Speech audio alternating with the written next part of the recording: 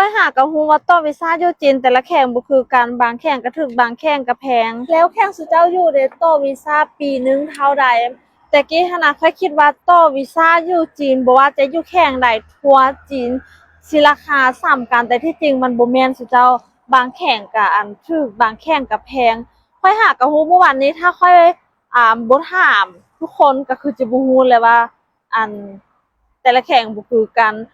ปีกายกับปีก่อนสุค่อยไปต่อมันอยู่กวางตุ้งอัน800ปลาย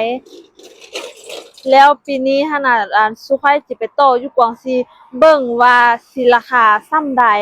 ค่อยมาอยู่จีนก็ได้2 ปีนี้แล้วปีกายกับปีก่อนหั้นค่อยต่อแม่น1 ปีปีนี้สุค่อยจะต่ออยู่กวางซีไปหายพี่ปีนี้สิลองขอ2 ปีเบิ่งว่าสิได้บ่แต่ละคนเด้ต่อวีซ่าได้เท่าใดได้6 เดือนหรือว่าปีหนึ่งหรือว่า2 ปีหรือว่า5 ปีลองเม้นบอกแน่ขอบใจเด้อที่ว่าเม้นเพราะว่าข้อยก็อยากรู้อีหลีนะว่ามันสิได้บ่เพราะว่าข้อยก็มาอยู่2 ปีแล้ว